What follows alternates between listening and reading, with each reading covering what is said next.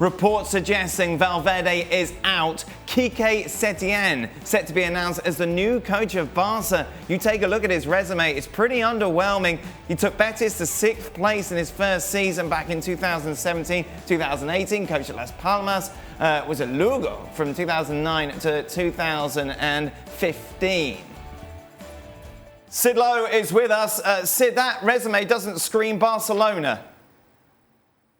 But the way that they did it does, and this is the key to all of this. Quique Setien is a man who said he would have cut off his fingers to have been able to play for a Johan Cruyff team. He's a very public and very avowed defender of the Barcelona style. He's talked a lot about his admiration for Sergio Busquets, for Leo Messi, for Andres Iniesta. He's someone who speaks about football in the way that, in theory at least, Barcelona embrace. And if you watch the way that that Betis side played, and in particular the way that Las Palmas side played, they both massively overachieved, at least to start with, until things started to go wrong later on. They massively overachieved playing a game of touch, technique, possession, attacking football, and the kind of player, with the kind of players that all massively overachieved as well, that suddenly became confident on the ball, that wanted possession, that wanted to be involved. He is someone who very much, I think, will be embraced by the Barcelona purists. Now, that's not to say that this is a guarantee of success, but in terms of the identity, that thing that we've been talking about endlessly over the last 2.5 years, when we've been saying that even when Barcelona are winning, yeah, but is it Barcelona? Well, Setien, on the face of it at least, is. That's one thing to say, Sid, but this is a huge gamble, isn't it? Well, of course it is, but you have to look at the situation that Barcelona are in. And I must admit, I find it amazing that Barcelona have effectively worked themselves into this position. Now, I don't think that many people would be fighting to keep Valverde. I don't think that many people would be hugely disappointed with the decision to get rid of him. But now's not the time. The time was back in the summer. The time was after Anfield last year. And if that wasn't the time, then the expectation, and everybody had this expectation, by the way, was to see this through to the end of the season. And then at that point, the plan that Barcelona had in place, which wasn't necessarily a done deal, but they had in place, was to bring in Ronald Koeman after the European Championships, where, of course, he'll be the manager of the Netherlands. But this has all been precipitated, and the thing that I find baffling about it is being precipitated by, yes, it's true, another collapse. Yes, it's true by the kind of performance that in the last 10 minutes against Atletico Madrid in the Supercopa in Saudi Arabia, there were kind of reminders there of what happened at Anfield, reminders there of what happened in Rome. But this was still just the Super Cup. And I think it's amazing that Barcelona allow themselves to be suddenly drawn into this, oh, we've got to do something. And then, of course, when the initial ideas of what they were going to do, which involved travelling to Qatar, speaking to Xavi Hernandez, trying to persuade him to take the job now, when that fell through, they were then put in a position where it was very difficult to back out again. And I think you have to look at it in that context to explain why this has happened. You mentioned Xavi. How low on the list was Setien? We mentioned Koeman, as you did before. Xavi as well. Pochettino, the reports over the last 24 hours. How low did they go?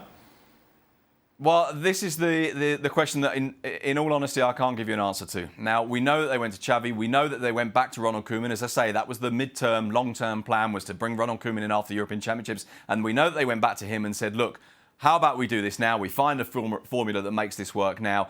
After that, I must confess, at what point the names that are coming from the club are mixed with the names that are being thrown out by all over the place. There have been so many names, as you mentioned, Pochettino. But Pochettino, who, by the way, said he'd rather go and live on a farm than manage Barcelona. Allegri was offered, we're told. But I think a lot of this is names in there. I think with Setien, it's very difficult to know if he's the next one on the list or if he's somewhere in the mix of the 3 or 4 other names that are on the list.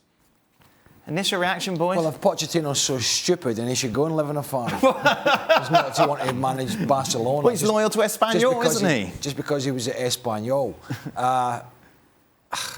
Look, Valverde, back-to-back titles, amongst other things.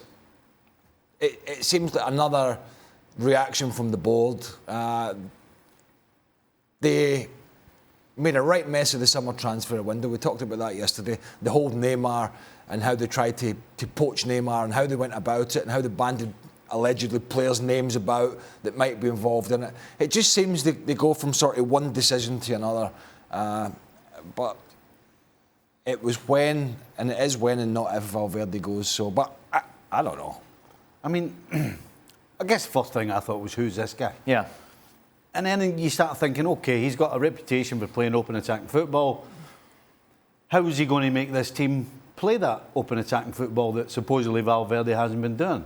Well, it's going to be very difficult because you've got a piece of the puzzle going forward, a huge piece, that doesn't fit in Antoine Griezmann.